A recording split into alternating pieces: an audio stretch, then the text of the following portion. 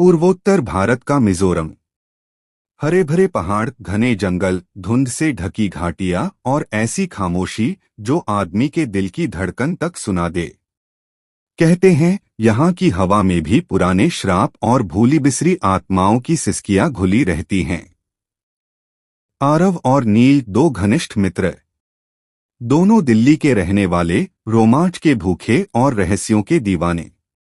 आरव एक travel blogger था जिसे अनजानी जगहों की कहानियां तलाशने का शौक था, और नील डॉक्यूमेंट्री मेकर जो लोक कथाओं और डरावनी मान्यताओं पर काम करता था।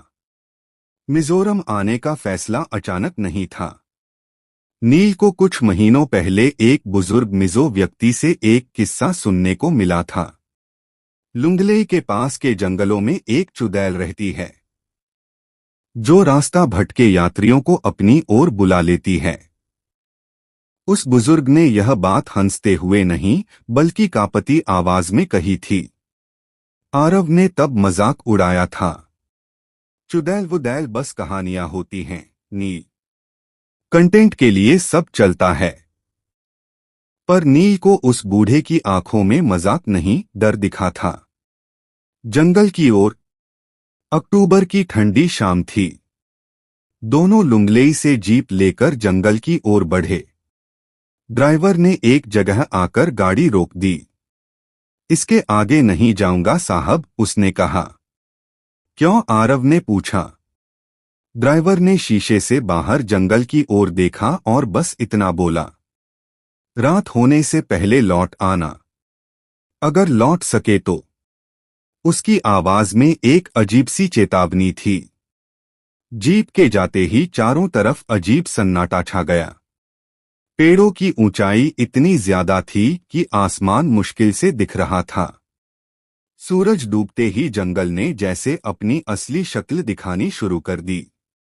नील ने कैमरा ऑन किया और बोला, यहीं से शुरू करते हैं। पहला संकेत। चलते चलते उन्हें एक पुराना टूटा हुआ मंदिर दिखा। मंदिर की दीवारों पर अजीब चिन्ह बने थे, ना हिंदी, ना मिजो, ना अंग्रेजी। दीपक बुझ चुके थे, लेकिन मंदिर के भीतर से हल्की सी गंध आ रही थी, सड़े हुए फूलों और पुराने खून की। आरव ने मजाक में कहा, लगता है किसी ने ज्यादा ही डरावना सेट बना दिया है। नील कुछ नहीं बोला। वह लगातार रिकॉर्ड करता रहा, पर उसकी आंखें मंदिर की मूर्ति पर टिकी थीं। मूर्ति किसी देवी की नहीं लग रही थी। उसका चेहरा आधा टूटा था और आंखों की जगह गहरे काले गड्ढे थे। तभी हवा तेज चली। मंदिर की घंटी अपने आप हिलने लगी। तन्न तन्न तन्न। दोनों एक दूसरे की ओर देखने लगे।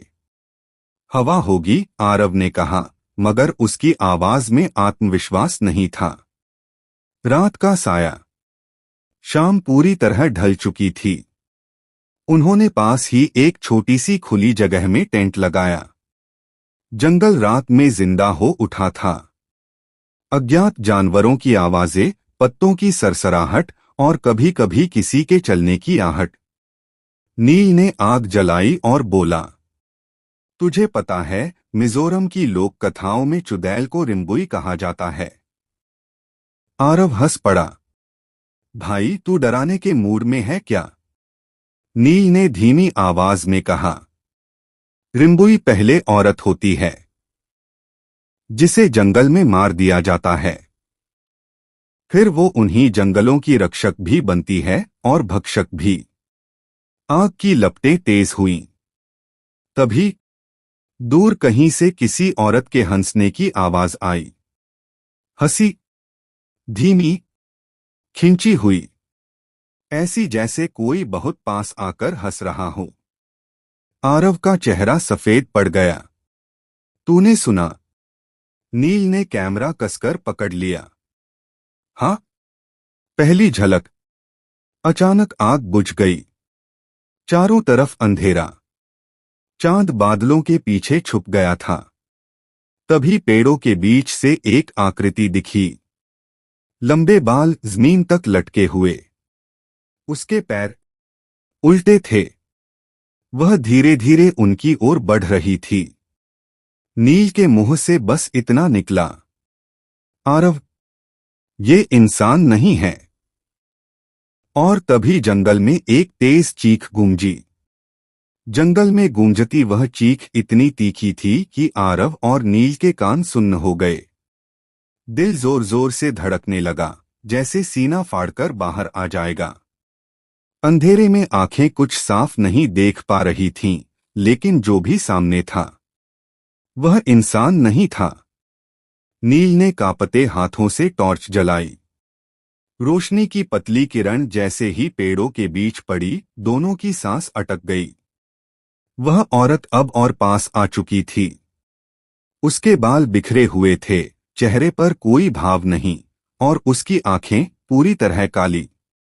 लेकिन सबसे भयानक चीज उसके पैर थे। वे पीछे की ओर मुड़े हुए थे। आरव के मुंह से अनायास निकल पड़ा, चुड़ैल, नाम लेकर पुकारना। वह औरत रुकी, फिर उसके होंठ हिले। आरव। उसकी आवाज में अजीब मिठास थी, जैसे कोई अपना बहुत प्यार से बुला रहा हो। आरव का शरीर जड़ हो गया। इसे मेरा नाम कैसे पता? उसने फुसफुसाकर कहा। नील ने उसका हाथ पकड़ लिया। उसकी तरफ मत देख, और कुछ भी हो जाए जवाब मत देना। कहते हैं जंगल की चुड़ैल अगर किसी का नाम लेकर पुकारे और वह पलटकर जवाब दे दे, तो उसकी आत्मा उसी पल उसकी हो जाती है। औरत मुस्कुराई। उसकी गर्दन धीरे धीरे असामान्य तरीके से घूमने लगी। हड्डियों के चटकने की आवाज साफ सुनाई दे रही थी। भागने की कोशिश। नील ने आरव को खींचा। भाग। दोनों अंधेरे जंगल में जान बचाकर दौड़ पड़े। झाड़ियां चेहरे से टकरा रही थीं, कांटे शरीर में चुभ रहे थे, लेकिन रुकने का सवाल ही नहीं था। पीछे से पायल की आवाज आ रही थी, छन छन छन, पर वह आवाज दौड़ने की नहीं थी। ऐसा लग रहा था जैसे कोई आराम से चल रहा हो और फिर भी उनसे आगे निकल रहा हो। अचानक आरव का पैर किसी जड़ से टकराया और वह जमीन पर गिर पड़ा। नील रुका। उठ, उठ जल्दी। तभी ठंडी उंगलियां आरव के टखने को छू गईं। चेहरे का सच। आरव ने डर के मारे पलटकर देखा। वह औरत अब बिल्कुल पास थी। उसका चेहरा धीरे धीरे बदल रहा था। सुंदरता पिघल रही थी, जैसे मोम। त्वचा झड़ने लगी और नीचे से काला सड़ा हुआ मांस दिखने लगा। मुंह असामान्य रूप से फैल गया। दांत नुकीले थे, जानवरों से भी ज्यादा। वह बोली, बहुत दिनों बाद कोई आया है। उसकी सांस से सड़े मांस की बदबू आ रही थी। नील ने जेब से लोहे का छोटा चाकू निकाला और पूरी ताकत से हवा में घुमाया। पीछे हट। औरत जोर से हंसी। उसकी हंसी से पेड़ तक कांप उठे। पुराना सच। तभी पास की झाड़ियों से एक भारी आवाज आई, मत छो उसे।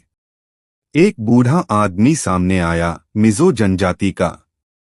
उसके हाथ में लकड़ी का ताबीज था, जिस पर वही अजीब चिन्ह बने थे जो मंदिर की दीवारों पर थे। वह आदमी चिल्लाया, आंखें बंद करो और पीछे मत देखो।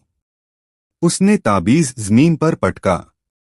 तेज रोशनी फैली और हवा अचानक गर्म हो गई। औरत चीखी, इस बार दर्द से। उसका शरीर धुएं में बदलने लगा। शाप की कहानी। बूढ़े ने भारी सांस लेते हुए कहा, वह कभी यहीं की लड़की थी। रिम्बुई। गांव वालों ने उस पर काला जादू करने का आरोप लगाया और जंगल में जिंदा जला दिया। मरते वक्त उसने कसम खाई, जो भी जंगल में रात बिताएगा वह उसे अपना बनाएगी। आरव और नील की हालत खराब थी। और अगर वह किसी को छू ले? नील ने पूछा। बूढ़े ने उनकी आंखों में देखा और बोला, तो वह इंसान जिंदा रहते हुए भी मर चुका होता है। तभी जंगल में फिर से वही हंसी गूंजी। दूर नहीं, बहुत पास। रिम्बुई की वह हंसी अब भी हवा में तैर रही थी। धुएं में बदल चुका उसका शरीर पूरी तरह गायब हो गया था, लेकिन जंगल का सन्नाटा बता रहा था कि खतरा अभी टला नहीं है। बूढ़ा आदमी जमीन पर बैठ गया।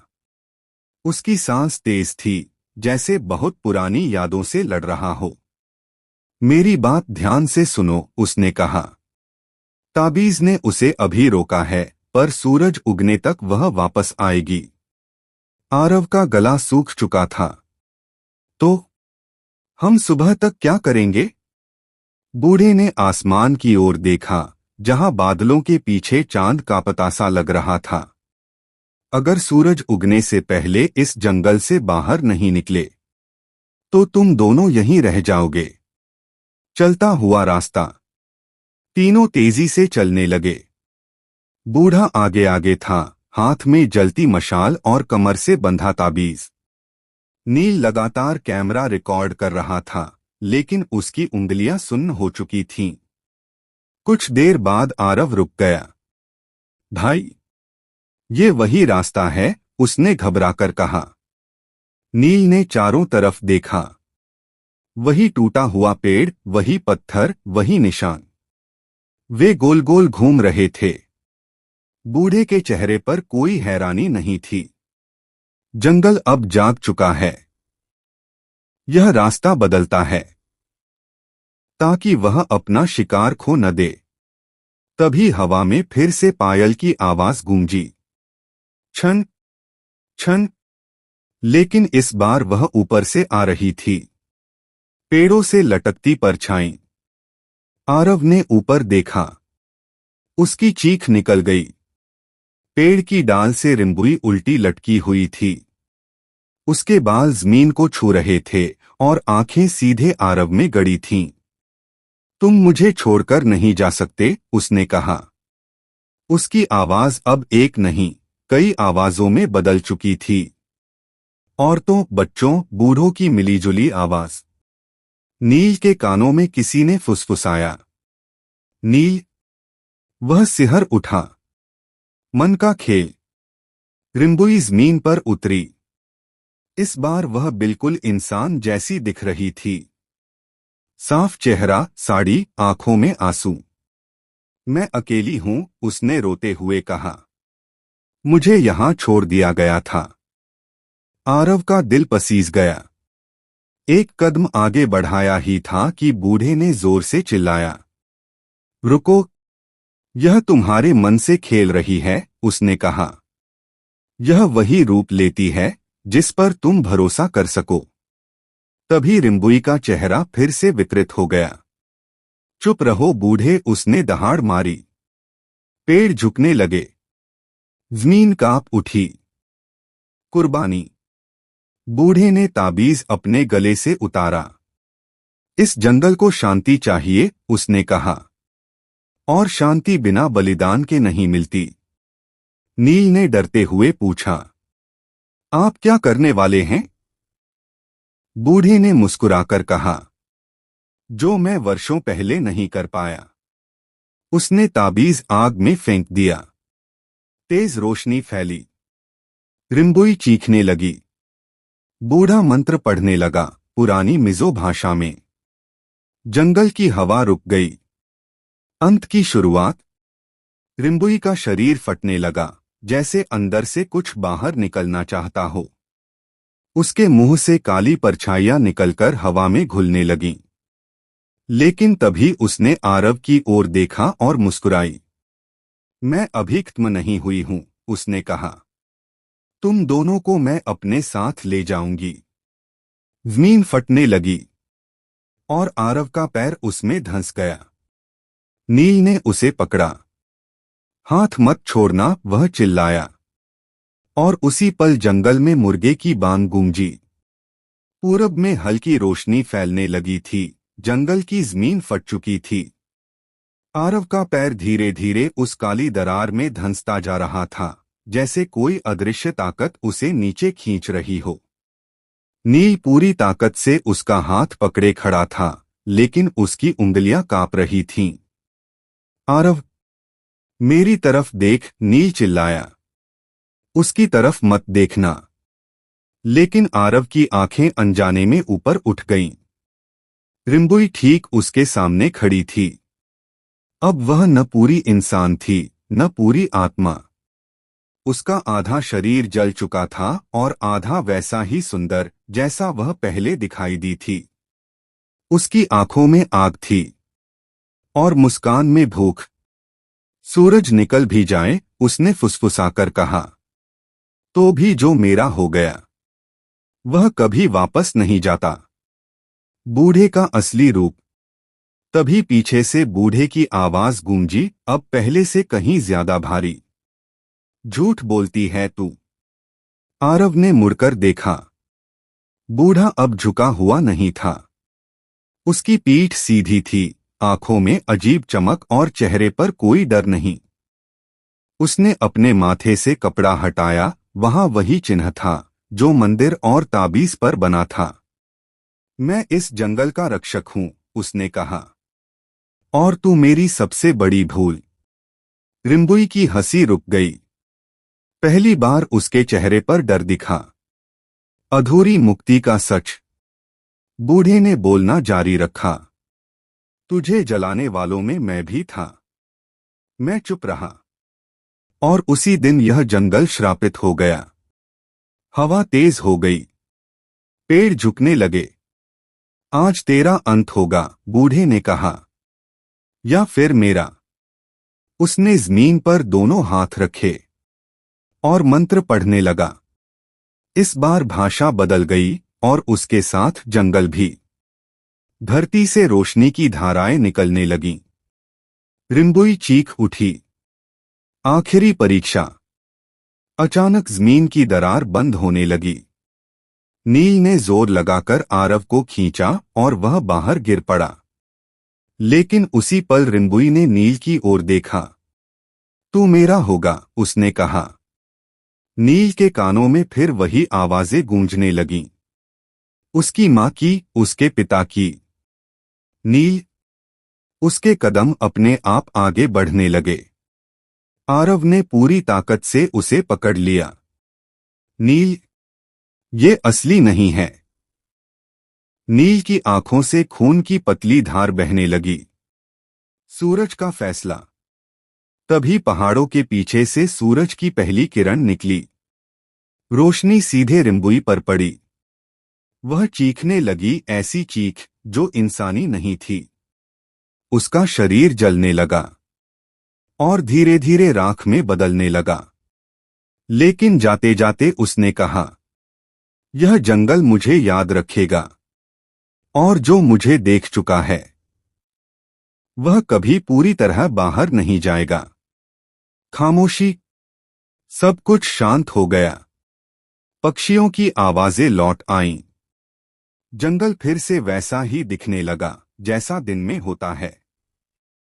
बूढ़ा जमीन पर गिर पड़ा। आरव और नील उसके पास दौड़े। अब सब खत्म हो गया, आरव ने पूछा। बूढ़े ने आखिरी सांस लेते हुए कहा, उसके शरीर का अंत हुआ है, पर उसका डर अब तुम दोनों के साथ जाएगा। और उसकी आंखें बंद हो गईं। वापसी या भ्रम। घंटों चलने के बाद वे जंगल से बाहर निकल आए। सड़क, लोग, गाड़ियां, सब कुछ सामान्य। नील ने कैमरा बंद किया। हम बच गए, है ना? आरव कुछ नहीं बोला। उसने नीचे देखा। नील के पैरों के निशान उल्टे थे। जंगल से बाहर निकलते ही आरव को अजीब बेचैनी होने लगी थी। हाईवे पर चलती गाड़ियां, मोबाइल नेटवर्क, लोगों की आवाजें, सब कुछ सामान्य था, लेकिन उसके भीतर कुछ टूट चुका था। नील चुप था। बहुत ज्यादा चुप। वह बिना कुछ बोले सड़क के किनारे बैठ गया और अपने पैरों को घूरने लगा। आरव ने भी देखा। अब निशान सीधे थे, लेकिन दिल को तसल्ली नहीं मिली। कैमरे की फुटेज, दोनों सीधे आइजोल शहर पहुंचे और एक छोटे से गेस्ट हाउस में रुके। नील ने पहली बार कैमरा बैग खोला। जो हुआ? अगर रिकॉर्ड हुआ है, उसने कहा, तो हमें जानना चाहिए। लैपटॉप ऑन हुआ। फाइलें खुली। शुरुआत में सब ठीक था। जंगल, मंदिर, आग, रात की आवाजें। फिर एक फाइल अपने आप चल पड़ी। वीडियो में आरव और नील सोते हुए दिख रहे थे। आरव उछलकर खड़ा हो गया। ये कैसे? कैमरा तो बंद था। नील की आंखें स्क्रीन से नहीं हटीं। रात की सच्चाई। वीडियो में समय रात के 2:17 दिखा रहा था। टेंट के बाहर कोई खड़ा था। धीरे धीरे वह आकृति पास आई। रिम्बुई। लेकिन इस बार उसका चेहरा साफ था। वह मुस्कुरा रही थी। फिर वह कैमरे की तरफ झुकी और फुसफुसाई, एक को तो मैं ले ही जाऊंगी। अगले फ्रेम में नील उठकर बैठता है। उसकी आंखें खुली हैं, पर उनमें कोई भाव नहीं। वह टेंट से बाहर जाता है। वीडियो यहीं खत्म हो गया। कमरे में सन्नाटा छा गया। नील का बदलता व्यवहार। अगले कुछ दिनों में नील बदलने लगा। वह आईने में खुद को नहीं देखता था। रात में बिना वजह बाहर चला जाता। और सबसे डरावनी बात, वह जंगल की ओर खींचता जा रहा था। एक रात आरव की नींद खुली। नील कमरे में नहीं था। दरवाजा खुला था। आखिरी सामना। आरव ने उसे होटल के पीछे खड़े पाया, एक पेड़ के नीचे। नील जमीन पर बैठा कुछ खोद रहा था। नील, आरव चिल्लाया। नील ने धीरे से गर्दन घुमाई। उसकी आंखें पूरी तरह काली थीं। वह मुझे बुला रही है, उसने कहा। वह अधूरी है। और मैं भी। आरव पीछे हट गया। तू नील नहीं है। नील हंसा। वही खिंची हुई हंसी। अंत या शुरुआत? अचानक नील रुक गया। उसका चेहरा दर्द से सिकुड़ गया। उसने सिर पकड़ लिया। आरव, अगर मैं वापस ना। उसने जेब से वही लकड़ी का ताबीज निकाला, जो बूढ़े ने आखिरी पल में उसके हाथ में थमा दिया था। इसे जला देना। और अगले ही पल वह अंधेरे में गायब हो गया। बरसों बाद, आज कई साल हो चुके हैं। आरव अकेला रहता है। उसने वह वीडियो कभी अपलोड नहीं किया। लेकिन कभी कभी रात के सन्नाटे में उसके फोन पर एक नोटिफिकेशन आता है। Location Mizoram forest. और मैसेज में सिर्फ एक लाइन, मैं अभी भी यहां हूं। अंतिम पंक्ति। कहते हैं, मिजोरम के जंगल आज भी रास्ता बदल देते हैं। और जो एक बार रिम्बुई को देख ले, वह कभी पूरी तरह वापस नहीं आता।